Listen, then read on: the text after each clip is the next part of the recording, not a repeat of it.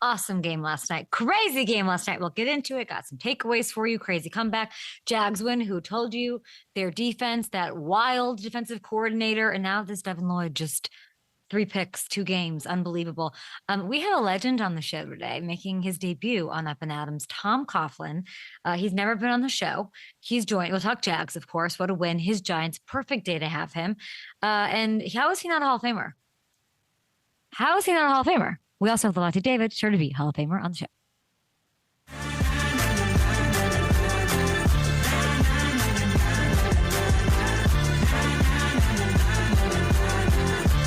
If I know anything about Coach Matthew Hamilton, of course, you're in that backyard, big, long-time, lifetime Giants fan. He's not going to want to talk anything about the Hall of Fame.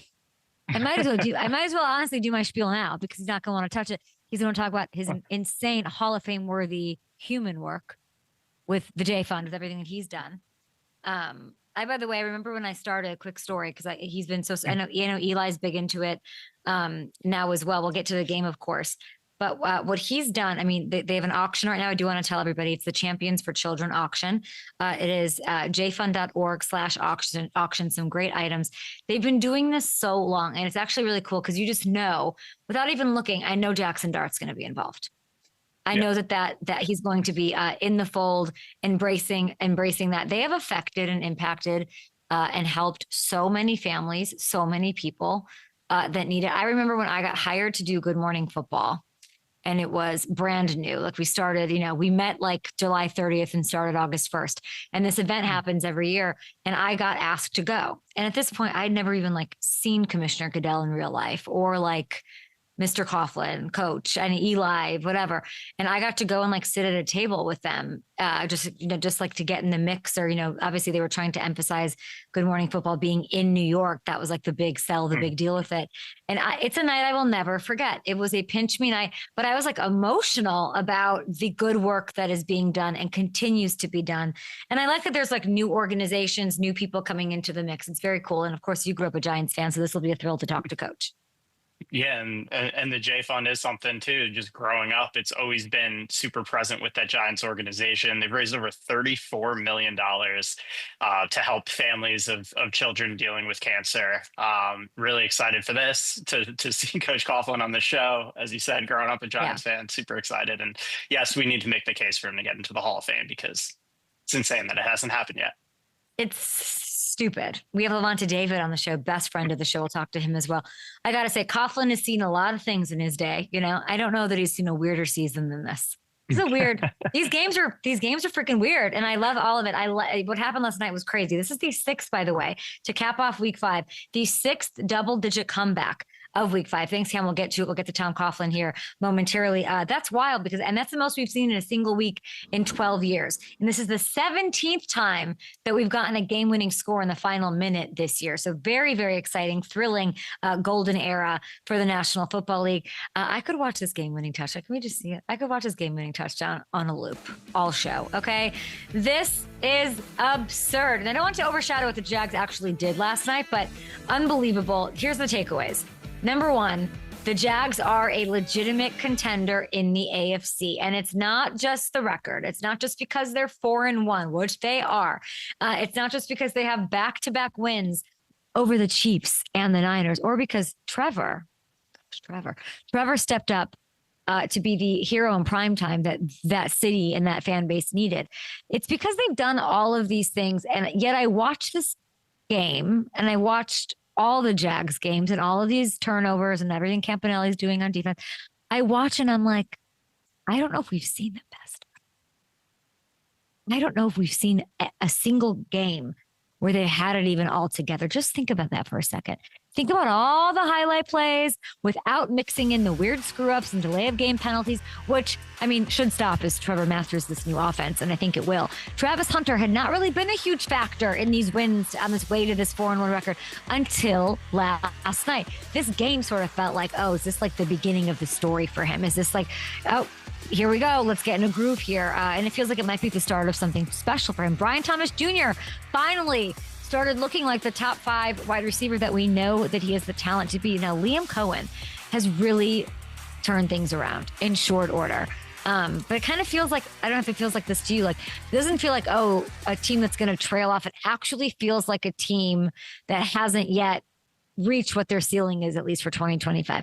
Am I being too crazy? Coughlin will probably tell me yes or no if I'm not being realistic, if I'm putting too much pressure on them with a new head guy in charge. But that's my takeaway, is that they are crushing. They are a contender. And I think that it's not going away. I think it'll get even better. My second takeaway quickly, Devin Lloyd. If you're an opposing quarterback, you don't want any of this. You don't want any of this. He's absolutely, I mean, just in time for Halloween, the spookiest thing around. He has to be, I said yesterday, Baker's the most valuable player to his team through the first 5 weeks. Devin Lloyd is the most impactful defensive player in the NFL to start the season. And you cannot, I guess, Benito, you could fight me on this, but not after this 99-yard pick six last night. Oh my gosh. To make this play, do we have, in the end zone. Okay. Juke Mahomes. This is as good as it gets. Outrun everybody. Look at him. This is as good as it gets. He leads the league in picks as a linebacker, okay? Dost thou understand how crazy that is? He has 5 total takeaways by himself. That is more by himself. More than the Packers, more than the Jets, more than the Ravens, more than they have as entire teams combined, which is crazy. By the way, Defensive Player of the Year, if you're interested in that kind of thing, still not getting the love. Not at all. FanDuel Sportsbook overlords, figure it out. Winds of change. He's tied for 8th at plus 2,700. If he keeps this kind of pace, he's going to be undeniable. And I'd like that responsibly, of course, over on FanDuel. Finally, Kansas City. KC do better. That's what, and I'm not talking to the team. Team's got stuff to clean up. I get that. Kansas City fans, we can be done with the Defensive Player of the Year. Okay, perfect. Kansas City fans, you have my support. Y'all are trying to fire Andy Reid this morning. I've seen some crazy tweets. It's run its course. Sometimes you just need a switch. We're firing Andy Reid after last night. What are we talking about here? And I know that it's a vocal minority and representative, not of the entire fan base, but there's a clean house Twitter that is happening right now that has to stop. Did barely facing any regular season adversity in the last 8 seasons warp some of your brains potentially? My goodness, like it is insane. Messy performance. They got a lot to clean up, of course. I'm not going to sugarcoat it, but let's take a look right now at some of these miscues. 13 penalties. Andy talked about it after the game. Most they've seen since the wild Monday nighter, against the Rams. Way back when, pre-COVID, long time ago. That's the first time they've blown a 14-point lead since the 2021 AFC Championship game against the Bengals. The first time that they've outgained an opponent by 150 plus yards and lost since 2019 against Tennessee. And that is the first time ever Patrick Mahomes has thrown a pick six in the red zone. It was my world stopped seeing that. It was insane to watch that. This is not Andy Reid, Patrick Mahomes football. They of course know that they have to be better, but I am low key I wouldn't say impressed. We saw I'm encouraged. I'd say that long term from now on. The offense looks explosive again, doesn't it? It was sloppy, but at least they looked explosive. They're going for it. You can be mad at Chris Jones for his effort. You can be mad at Butker for kicking the ball out of bounds. I don't know what's going on there, but we're certainly monitoring it.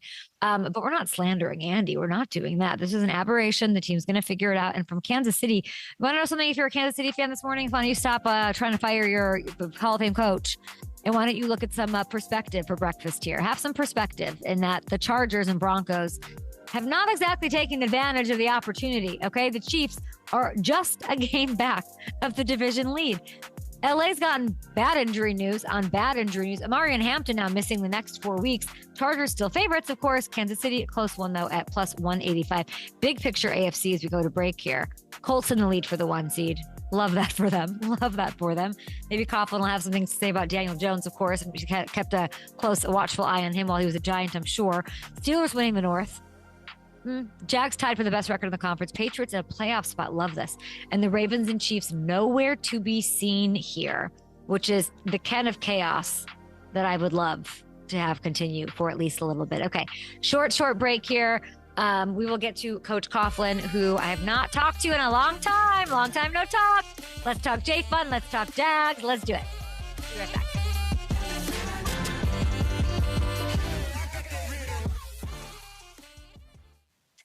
I'm scared of Coach Coughlin. I'm like, Got to be on my best P's and Q's. Was he just listening to that? Really That do. scares me. He's probably like, this idiot. I'm sure he agrees with you on Andy Reid, though. It's the best. I'm so excited. Yeah. Oh, I know. That was that. Those I did see. I saw that. That was insane. Wild. People are crazy. That pick Absolutely six, nuts. That pick six was absolutely insane, though. Yeah. What happened? I think so. Going back and watching it again, Yeah. it looked like Juju was like clearing out for Travis. Travis was open, trailing behind him, and I don't know why Patrick decided to throw it to Juju instead of Travis. And he was also moving in the pocket when he didn't have to. It just wasn't just not a clean play, not a sound decision from him. Which when is Rashid rare. coming? We don't see that I know. often. When is Rashid? But he went for it. Great, go for it. Yeah. When is Rashid coming back? He is coming back for the Raiders game in 2 weeks. He won't. The Chiefs have the Lions this weekend. He won't be available for that one, but he will be for the next week. Yeah. Did you see? Geez, did you see how Abuka? I'm trying to do this light. Did you see how Baker was talking about Abuka this week? Yes. Unbelievable. It's great. Yeah. If you were I need cat. What's happening with this light? Yeah. I don't know. Good. Thought we were getting ready for Halloween. I know. Yeah. Everyone thinks it's like a Snapchat filter. It's just the Alex Earl light, you guys. Look at how gorge. Like, hello.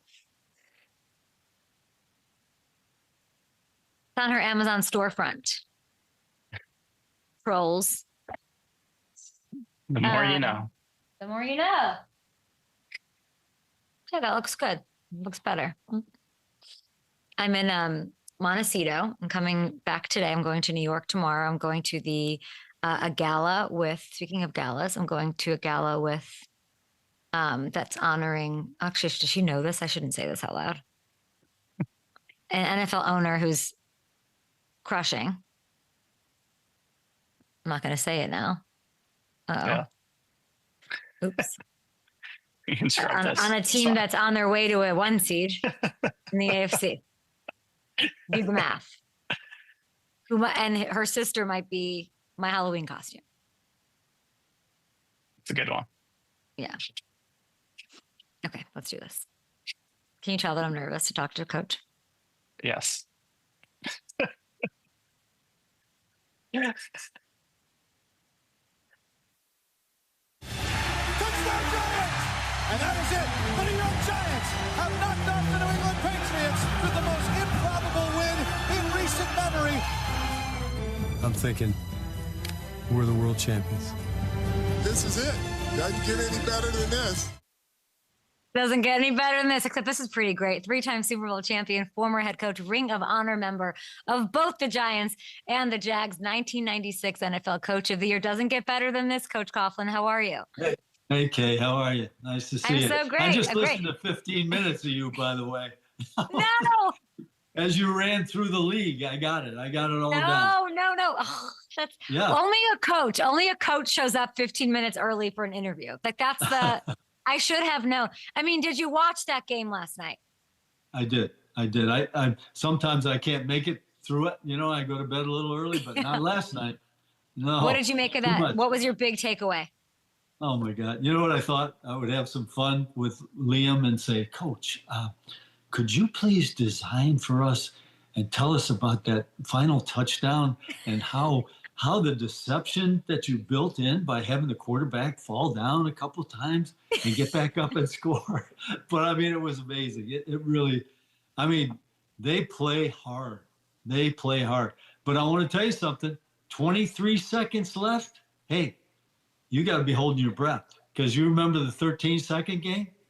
Mm-hmm. Unbelievable. What happened on this pick six? It doesn't happen. What happened there? On the pick six? Yeah. Oh, well, to me, okay, this is just me. What do I know? It's an Andy Reid design, and you've already analyzed it. Why did he go to the first one? I don't believe he was supposed to go to the first one. He was supposed to go to the second one. But I don't like throwing inside from condensed formations. You know, if you think back to the Super Bowl win over the Patriot win over the Seattle Seahawks, you remember? the tight formation. But that really doesn't identify as a tight formation. I just think he went to the first choice rather than the guy that had the star on, and I'm sure they'd be the first to tell you that today. But I heard you talking about Devin Lloyd. Yeah. And what a, and I don't know this for a fact, but he was always an outstanding tackler. The question was the coverage part of it. And he's in great shape, and it's made a tremendous difference. It looks like he's playing lighter, and he's made some really, really outstanding plays this year. And all the doubters are going to have to go away on that guy because he's playing super. And the juke he put on Patrick, amazing. I loved seeing it. I hope that people do start taking him a little bit more seriously. The producer that produced this interview, the one that pulled that bite that you saw, the clip, and that sort of put some questions together for you, he started our call at 5 a.m. this morning. His name's Cal Filson. He's a lifelong Patriots fan. And he said that he said, and he's very young, and he's like, I remember being a boy and crying myself to sleep after some of these what does that feel like? I mean, he literally was like, I remember taking my Giants jersey, my Patriots jersey, throwing it into the hamper, and my grandma saying, it's just a game. And you look at the smile on your face. It's not just a game. That's the trick. It's not just a game. Yeah. You've won 3 Super Bowls, so accomplished, but maybe the most magical, special, impactful thing you've done is your work with the Tom Coughlin J Fund. 30 years, over $34 million raised to help families and kids who deal with something that we all face. And not raised, Kay, spent. Actually, 4 families. Yes, in 30 years, we've helped over 6,700 families to the tune of over $34 million. And now we've also have the Judy Coughlin Be the Light Award to, of course, honor your late wife. Lisa Sanders of the New York, New Jersey area, she was named the first ever recipient of that award. How have you watched the J Fund evolve? I know Eli's, I feel like, become more of a staple, more involved.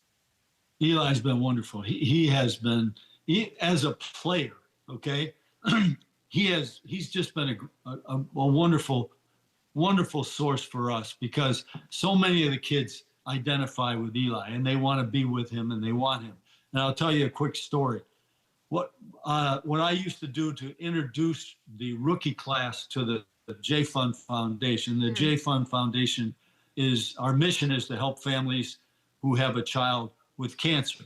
And we do it financially, emotionally, and practically. Okay.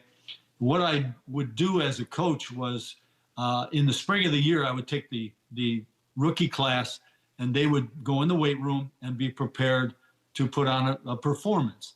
And we would invite the J Fund families and kids to the Giant facility, and we would utilize the field house, the weight room, the training room, and we would, actually take the kids and tape them up.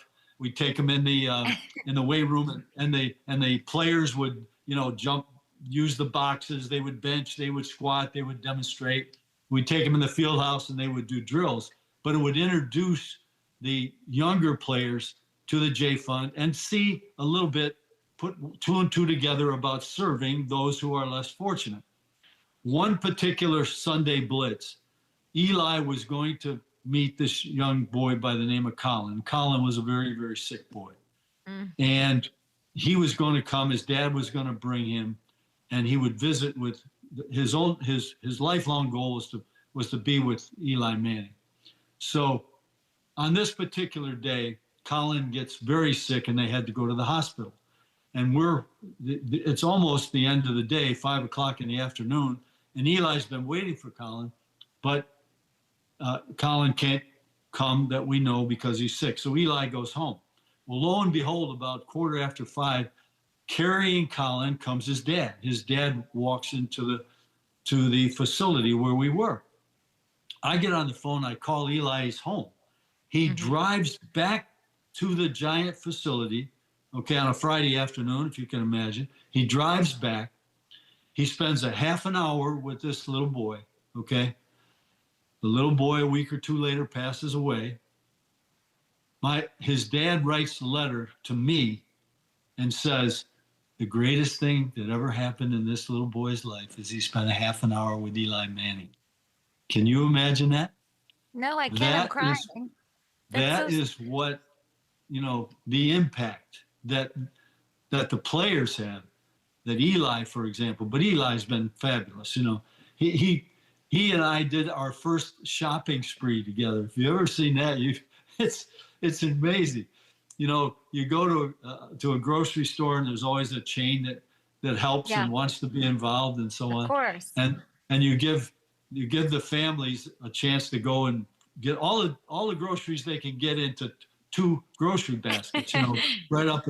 And so in the early going, we didn't use as many volunteers as we do today to do this, because it's almost like, they're helped to get their groceries by people running around for them. In those days, they were doing most of it themselves, but Eli would jump in, and he would be a part of picking up the groceries, or maybe holding the child while the mom went around and got the groceries. But he has been fantastic with the kids. And you know why? Because he'll do anything, I mean, if the kids are dancing, he'll dance. Yeah. I mean, he'll go out and dance on the floor with them. If they're painting or doing something, he grabs a brush and he starts painting with them. He's been amazing. It is so near and dear. Like, it's so prevailing for you. Like, you have such when you talk about it, it's just like you hit a different level, Tom, I have to say. And and it's been consistent. The growth of it has been so amazing. And I will say and encourage it, and we have it on the screen right now. It's tcjfund.org/auction. The gala is happening. Not everyone can go, but everyone can help make an impact. And you can, there's a lot of things. Yes, it takes a team. And there's a Jackson Dart signed football. Part of our team. Yes, and there's a Caitlin Clark signed basketball up for auction. If anybody wants that sounds great. There's a Jackson Dart signed football. There's experiences Final I'm looking Four right now. Tickets, Kentucky Derby. There's a trip to Spain. Yeah, there's a lot of really great stuff. Really traveling with you can travel, and there's some experiential things for bid right now with the auction at tcjfund.org. Like, you traveling with the Giants to their game at New England in December. Yeah. That is something you cannot get anywhere else. So please go and bid on that. Maybe the young guy that helps you with your program would the Patriot fan would like.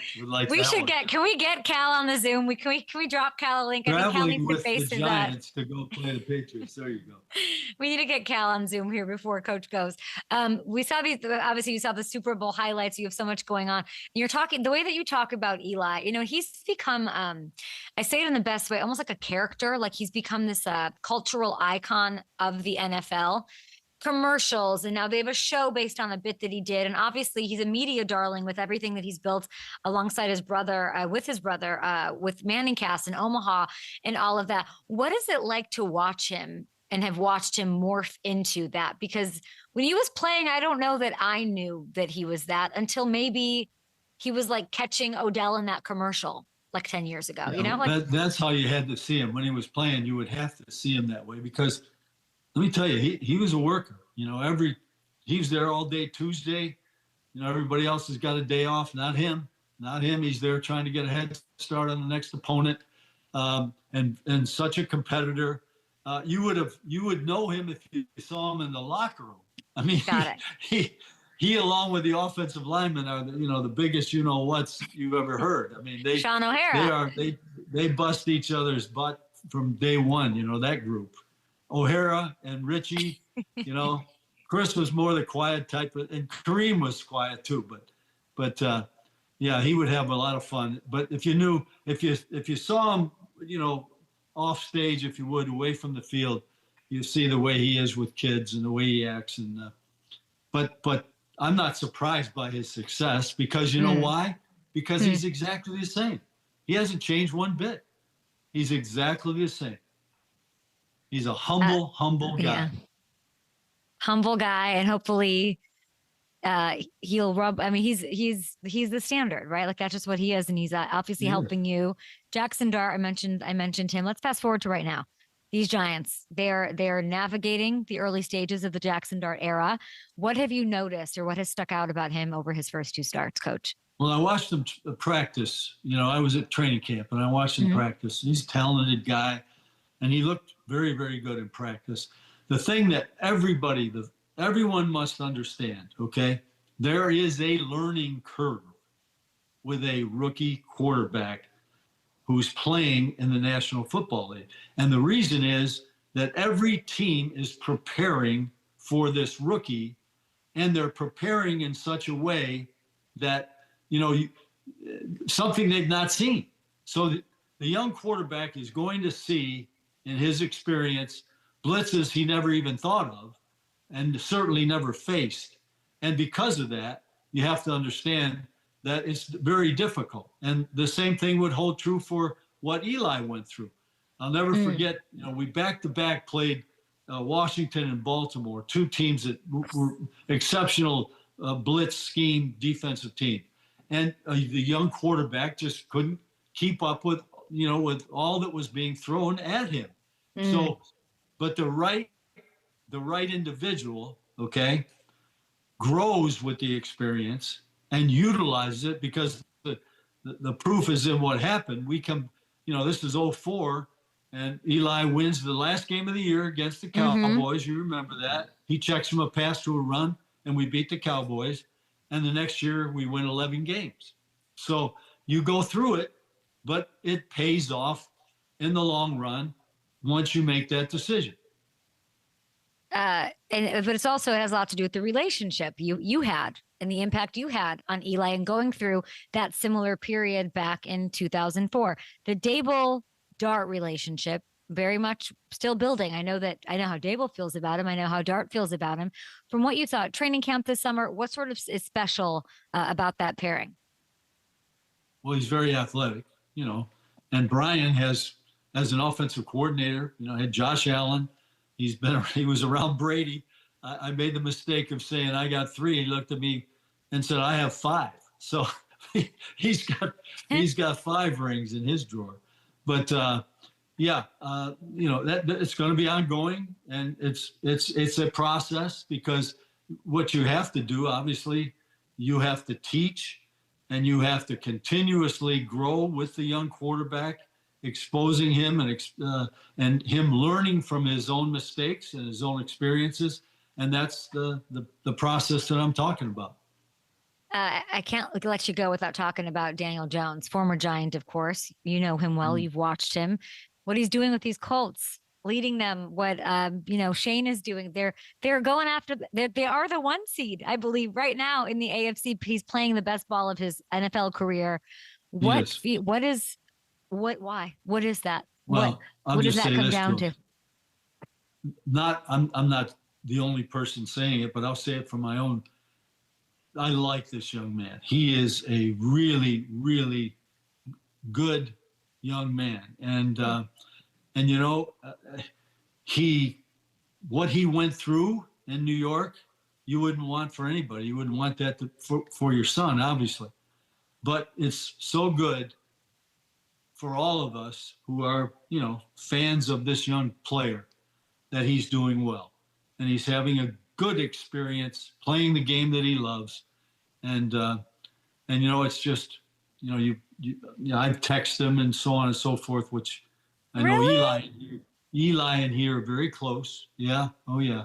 And I'm just so happy for him and his family. I really am. What are you texting him, Coach? Just congratulations. So happy to see you playing well. So happy to see the look in your eye and the satisfaction and the comfort that he's going through by winning. Let's face it. Yeah. By having success and being a guy. The greatest thing that happens for a young quarterback that can happen is the running game. It's the running game. And I don't care whether you're a 12-year veteran or what. If you run the ball, you have so many better experiences for the quarterback, because he throws basically when he wants to. The most difficult thing is when a young quarterback is taking the variety away from his game, like coming from behind, with the clock running, which means that you've got to get there in a hurry, and everybody in the stadium knows what's going to happen. You're going to throw the ball, and that is most difficult for a young quarterback to overcome. And it doesn't, you're all historians. I mean, what was Peyton his first year? 1-13 or something like that? Not great. It wasn't, but it takes time. It does take time. I will say the year that Saquon was healthy and DJ was healthy, that's a playoff situation. Like, that's what people forget, that they did end up going far with the Giants. Do you think that we gave up on Daniel too early in New York? Or was it that the situation was just never built for him? No? I'm not going there. Okay. It was just. We're just happy for him. As a matter of fact, from what I understand, with the last go through, Daniel was the guy that came to the coaches. Great. I love it. I'm just glad that I'm glad that you guys talk and that you're so happy. I see it too. I see this brimming confidence, and I know it comes with winning, but I do really think you have to dig deep and find something in yourself, even if the wins are coming, in how to stay confident after going through that. It's been really impressive. Well, stop and think about a big, strong, fast kid with an outstanding arm. Yeah. Very smart. And obviously he likes where he is. He likes the team, the makeup of the team. He's having fun playing the game that he loves since the time he was a little kid. God bless him. We, of course, love seeing that. We love getting, the Jags, all things are coming up, Coach Coughlin right now. So please go to tcjfund.org, put in those bids for some of those amazing silent auction items. Enjoy the gala. Is your suit, your tux all ready to go? I got the suit. I'm ready to go. Yeah. I'm ready to go. I love that. Coach, It'll be fun. Coach, am I going to get to ever call you? Tell me. Think of our honorees for a minute. Okay. Jimmy Pitaro. All right. Rick Pitino. Okay. Yep. Susan Mira McDonald. Those are our honorees. Strahan's going to drop in. So we'll have we'll look forward to a really fun evening. A perfect New York night, which we love, and hopefully it will make the impact that you've been making for years. Okay, listen, the Giants have been great to the J Fund. They really have. There isn't even any words to express. Without the Giants, the J Fund's impact in the New York, New Jersey area would not be possible. That's the only way I can say it. It's absolutely beautiful. I'm not going to bother you about the Hall of Fame because I'm sure you don't want to talk about it. Is there such a thing as a Hall of Fame? What are you talking about? I would like you to be in the Hall of Fame, and it doesn't really make sense to me. And what's going on with you in the Hall of Fame, Coach? What's going on? I have not even make a comment on that stuff. I know, but I feel like that's what needs to happen. I feel like we need to start making comments because that's a little bit how it works. Don't you know, Coach? Oh, I know. I've gotten a little bit of information about how it works. Believe me. Oh, I feel okay. Well, just in case anybody wants to chew on this on the internet today, Coach is not saying this.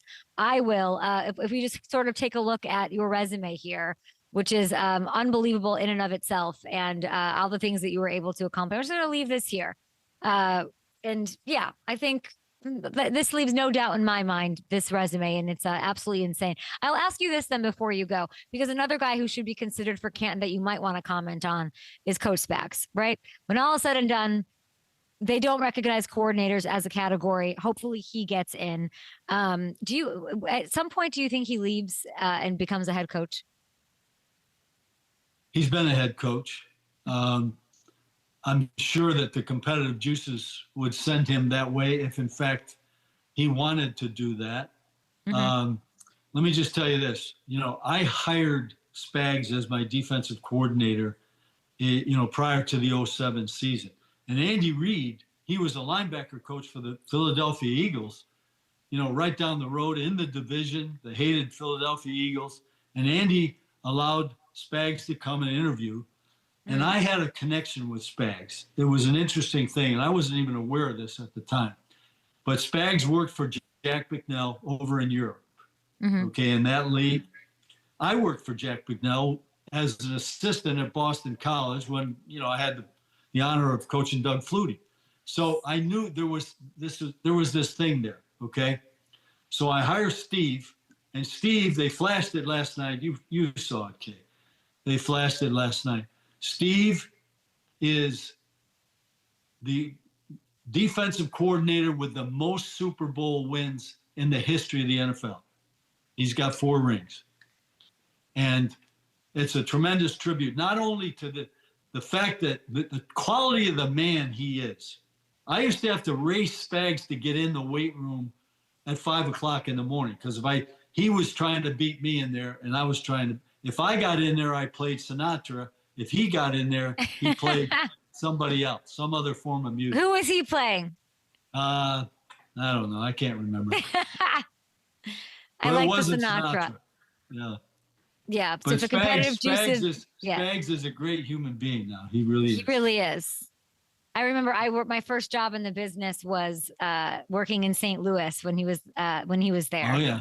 And he and I don't know anything, and he and Maria were so kind. She's the and best. She's the best. He's the best, and took care of people and invited. They opened their home, and they wanted to make an impact in the community right away. It was absolutely beautiful. Because I will never forget those moments of his openness, kindness, while navigating a really tough adversarial landscape for himself. Truly. Yeah. Oh no. Yeah. It was tough because there right, wasn't Coach. much there. I'll see you in the Hall of Fame.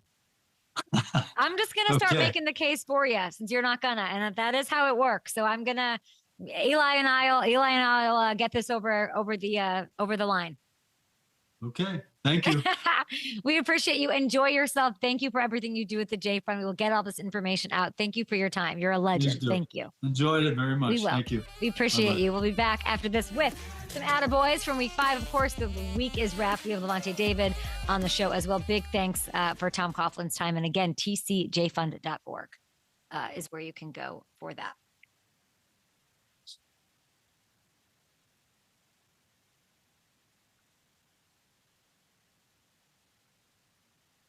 I don't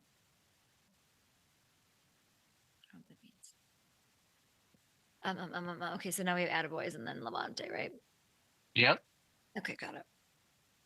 What are like the stories of the day today, outside of last night? A lot of last night. A lot of, the concern about the Chiefs and the discourse there. Terrion Arnold, the Lions just announced probably out for the season, the shoulder injury. So now they're down there both starting corners. Obviously, with what happened with them in their defense last year. Woof.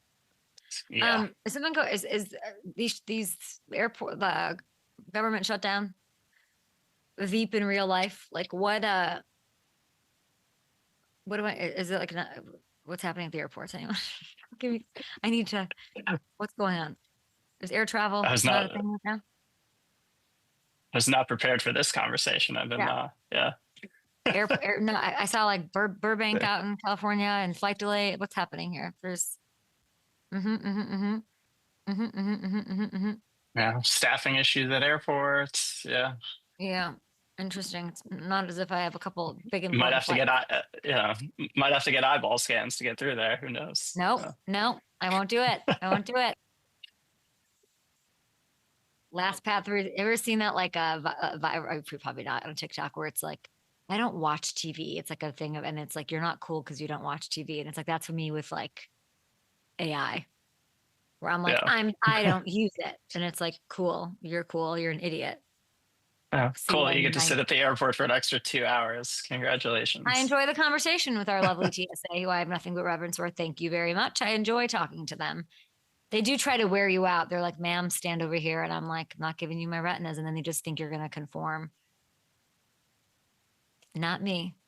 They've met their stubborn, irrational, stubborn. What's that? Okay. Why don't we just do Lavonte and then do attaboys? Okay.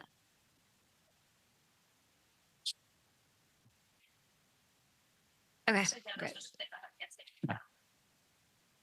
Cool. This light is.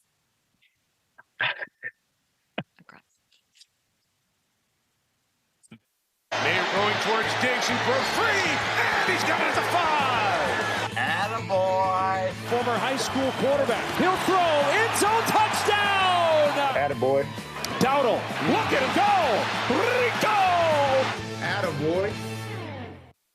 Attaboy. This is the time of the week where we carve it out to spotlight performances, players, fans, coaches, coordinators, whatever we feel deserves a need for a little bit more love, a little TLC for their performances. And at number 3, I submit Cowboys running back. Oh my gosh. The entire O-line is like not playing. They're all on the sideline.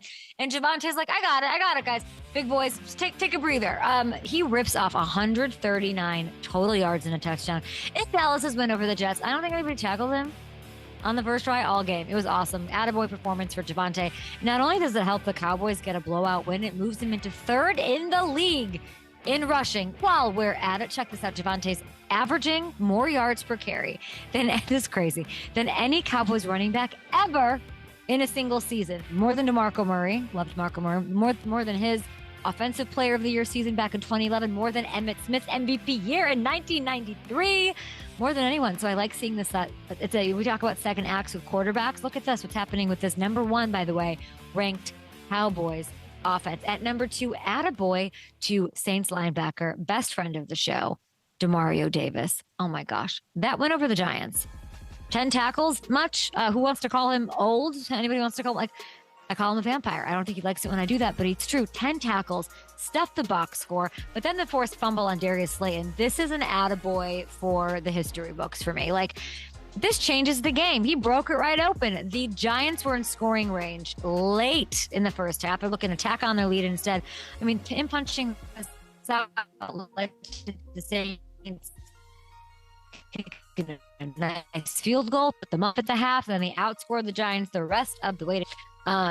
Who's gonna redo his deal and stay with the Saints, and I'm excited for him to do that. He was very mum about it in training camp, but then you can't really argue with 10 tackles in a game to get a big win for your team. By the way, he's also top 15 in tackles in the process, passing 4 legends. This is insanity. He moves ahead of Takeo Spikes, Lawyer Malloy, Keith Brooking, all these guys. He moves up, passing 4 legends, gets an extra attaboy for that. Okay, at number 1, you know who I'm giving it to. If there was a bet on FanDuel Sportsbook for who I'd be giving an attaboy to for their week 5, everyone would bet on David Montgomery, and you should. If you missed it, and we got to talk to him last week, and it was very special, playing in his hometown of Cincinnati. Here's what he told me. He decided to show out for Kiki in this one, but let's take a look. I think it's really special for me because my sister gets to come to the game. Why is that so special? So almost a year and maybe a year and a half on Valentine's Day, my sister got in a really bad car accident. Now she gets paralyzed from the neck down, and she obviously can't move. But this will be the first game that my sister can actually see me play with her own eyes. So I'm super, super excited about that, and I'm just happy that she's able to be there. It went viral last week, and I think everybody, even Bengals fans, were excited to see him in Cincinnati, and he kicked it back to his days as a quarterback in high school and threw a touchdown pass, for a score. I knew that was going to happen. It was magical. So thanks, Johnny Moe, for making that happen. And then I think David had another touchdown later in the game as well. You could not have dreamt up a more magical moment for him, and that you knew going into it that he had envisioned it, the gravity of it, and to make it happen. It was really, really special. And you could just he lived in the moment on Sunday, which is something we all tried to do and approach it with gratitude. And it was amazing. And a bonus attaboy, by the way, for Bengals fans, dapping up Kiki after that moment. I thought that was really, really special and beautiful. Yeah. So those are my top performances, my attaboys for week 5. Who did I miss? I'm sure Nick Benito fans, go for it. I'm sure there's plenty of Baker fans probably. And speaking of Baker, is this team going to the Super Bowl? Let's talk about it. 2nd down and 1. There's the pressure. Here's the pressure. Winfield headed. He throws an interception. It's picked off. It's picked off by Lavonte David. Super Bowl champion, All-Pro linebacker for the first place. 4-1 Bucs. Lavonte, I left you. Y'all were 0-0. 0-0. We don't know. How does 4-1 feel? Hey, as always, Kate, thank you for having me. But 4-1 feels amazing. You know, been a while since I've been here, so I'm definitely cherishing it. It's a lot of hard work went into this, but there was also, I got to say, like, I left your camp. I went to like 20 camps, right? I left your camp like, oh, I had this wrong going into it. Like, they're going to be competitive. They've done this thing consistently, winning the titles for the division, whatever. But the expectation when I left, I remember being in the car being like, oh no, they're like, we're going to the Super Bowl. That's what it is right now. We know culturally we're built for that. We know we have the weapons, even though you're dealing with injuries, and you're showing that. And I thought to myself, like, is this too high of an expectation? But it's not. And y'all are crushing it. And I like your path as well. Let's talk about the game though. Let's get into the huge interception. Under a minute left in the fourth. Bulls said he was saving this for a rainy day, just a little blitz on a rainy day. What were you thinking when the play call came in? Yeah, I mean, I knew it was gonna come in. You know, I had a feeling it was gonna come in. It's one of our top blitzes, and obviously they was in a passing formation, so it's a passing blitz. And you know, soon when he called it, you know, I told the guys, hey, let's make it work. And it's something that always come home for us, always hits free. And you know, this time I wanted to drop in coverage. You know, me and Voss have this. You know, we have good camaraderie with each other. You know, he told me he wanted to take the blitz and make a play, and you know, he was able to take it. He took it. And then Tweez came free and got pressure on the quarterback, and that was a good spot when the ball was thrown. I was able to make a play on the football. You know, it was something that, you know, we all talked about on the sidelines. You know, we was angry about, you know, just being in the situation. And, you know, somebody had to make a play, and I was able to come up with it. I feel like, I mean, I know you're not going to want to gush about yourself, but how hard is that catch when the ball redirects like that? It's hard, you know, but luckily my focus was intense. You know, I was like, you know, I gotta make a play no matter what. You know, when I seen the ball coming, I actually seen it hit off Logan's helmet and everything. So I even seen Tweez hit him, so I knew the ball had to get out real fast. And then, you know, I was just locked in, zoned in on it. You know, it looked like he was about to throw the ball to the ground, but it ricocheted off Logan's helmet. So I was able to, you know, have good eyes on the ball and come up with the catch. You know, I definitely owed myself that after dropping one earlier this year, but you know, they come in bunches. Hopefully I get many more. You're thinking about one that you dropped while you were making that play? No. Okay. I'm making that play. I'm thinking about, hey, I got to catch this ball so we got to win this football game. Yeah. You know, it wasn't just any interception. You know that, right? How's that? Well, it's number 14 for you. You know that, right? Yeah, I know it's number 14 for sure. So number 14 now makes you the active leader in interceptions among all active linebackers, ahead of Bobby Wagner, ahead of your teammate, Deion Jones, who, whatever. Yeah. How does that feel?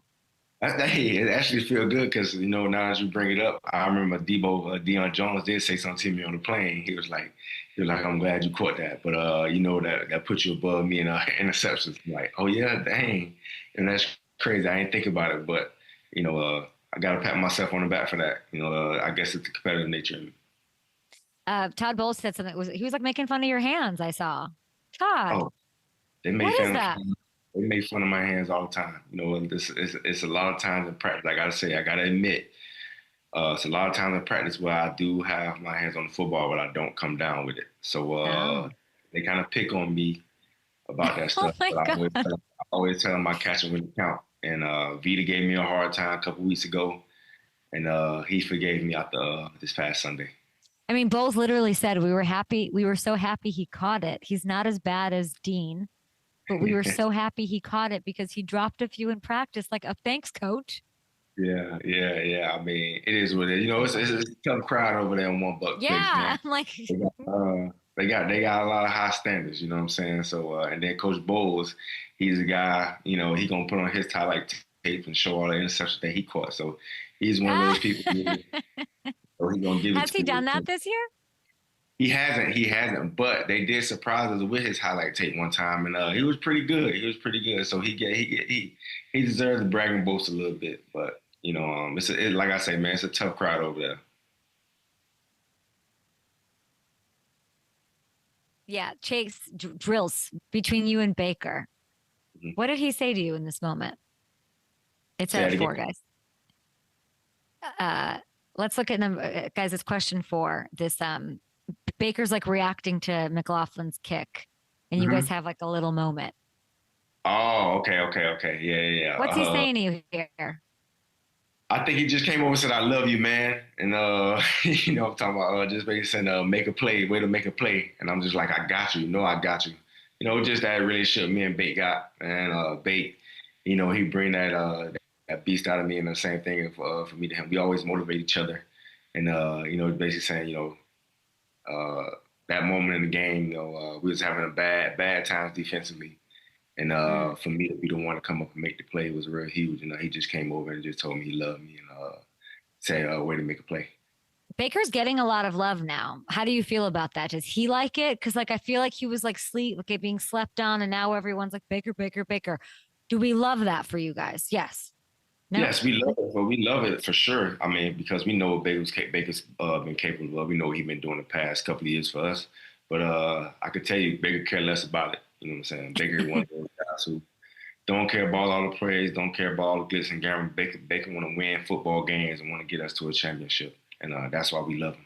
You know, he's been doing a great job of just, you know, handling it and everything. And he got a great unit around him to, you know, to keep him keep his head right, keep him upbeat, keep him humble, keep him focused. And, you know, that's just who he is anyway. You know what I'm saying?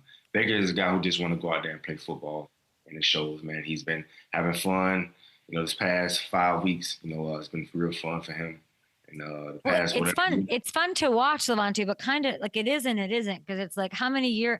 I'm an old lady already. Y'all are taking more years off my life with these fourth quarter. You know, I'm rooting for you guys. And then something happens, and we're just like the cardiac Bucs is what people are saying. We're the come bake kids, is what people are saying. What goes on in the fourth quarter? What is going on with these fourth quarter comebacks? What happens in that moment? The come bake kids sounds really good. I like that. I really like that. Okay. But you know, it's always it's just a mentality, man. A lot of these situations we work, you know, every day. You know, when we out there in practice, we always work situations where, you know, games coming down to 2 minutes and stuff like that. I mean, you know, we definitely don't want to be in those situations, but, you know, fortunately, we always come up on a good side of them for the most part. But, you know, just something that we always work. And when it comes down to it, it'd be no pressure because we know it's at stake. We know the situation. We know what the offenses need or what the defense has to do. And then we be able to have success with it. And all the time we do it, it'd be good on good, ones on ones, one defense versus one offense. It's very competitive out there, so and it shows in games. I think it builds confidence. Like, you know that if you guys do get in a hole, you're not having the best thing. Baker's got that thing that I think he almost likes. I think we're all trying to like figure out like how he works, and then like something happens, or like, you know, like there's a lot of he's the king of the viral moment this year, and he's no stranger to being the viral moment. But even like ahead of this matchup, I was like going through the slate for week 5. And I was like, oh, Seattle, I literally said there's that crazy fan, but like that's going to get Baker going. And I knew it was going to happen. And then lo and behold, there's this viral moment where he's chirping back with that like obnoxious fan that's there. I think this is the dumbest thing to do to Baker. Like, y'all have the Niners. The Niners fans should just be like, hi, Baker, love you, great year. Like, what does something like this do to Baker? Oh, man, it fires him up, as you can see. You know, I did see that. You know, I told before the week even came, you know, I was telling the young guy, I'm like, because I played there before. I'm like, out there, he's going to be trash talking the whole time. Just open the come out and tell him, you know, don't pay him no mind, but use it as fuel so you can, you know, go out there and dominate and come back and, you know, shut him up and talk trash to him back.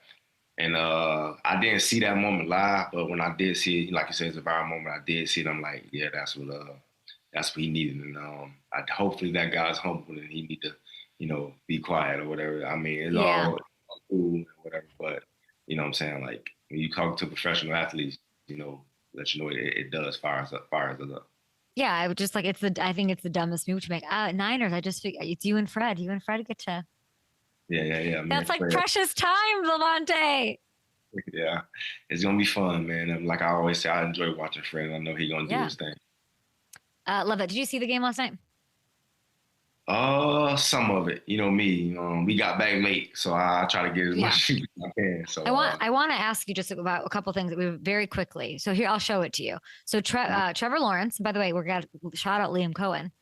who Yeah. you know well. Trevor Yeah. falls to the ground before running in the go-ahead touchdown. It looks like the defensive guys stopped, like they're frozen, like I'm in a simulation. What is going on defense here? No, it's honestly kind of like a natural reaction. When the guy fall, you think he's just the quarterback, especially you think he's just gonna lay there and take a sack or whatever. But in this case, Trevor was very aware and got up, stumbled a couple times and got up, and guys probably was anticipating him, stand down or being touched early. So definitely probably caught a couple guys off guard, but at the same time, man, you got to keep playing until the whistles, blown and things like that. But definitely unfortunate situation from Kansas City. But, I can understand why they're hesitant of certain guys and why the pause of certain guys. But Trevor Lawrence did a good job of understanding the situation and going, and getting up right away and getting a touchdown, sneaking one in. I remember going to Jacksonville and telling Liam that I had just been in Tampa, and he's like, how's Baker? I love Baker, like all of that, right when he got to the Jags there. They're 4-1. This is your old OC. We know he's a great offensive mind. I know that. Mm-hmm. Why is this working? What did you know? I'm sure that makes sense to you. Why are they 4-1? What is he doing to Trevor? Yeah, man. I mean, shoot. Someone, Liam came to our building, everybody fell in love with him. He's just a guy who, very relatable. Everybody, gravitate to him. He even defensive guys, he used to talk to me all the time about certain things, just having casual conversations and stuff like that. And it's definitely he's a guy who instills confidence in his football team. He instilled confidence in our offense last year with what he did, and I'm sure he's instilling confidence in the football team over there. Those guys are playing really, really good football, and honestly, I'm not surprised. I know Tyson Campbell over there, and we trained together before, and I talked to him. He asked me how Liam was. I say, y'all gonna love him. He's a great coach. He's gonna get those guys going, especially on the offensive side. He's gonna be a better coach for Trevor Lawrence, and y'all gonna win some football games. And it's a fun time to be in Florida. Both teams crushing it. And by the way, you saw that coming. I saw Emeka Egbuka coming because of my conversation. You made me look so smart. My nephews have him on their fantasy team all because of you. So Lavonte David, let's talk when you're 8-1. How about that? Gotcha. It's coming soon. Good luck against the Niners. Bye. We appreciate you.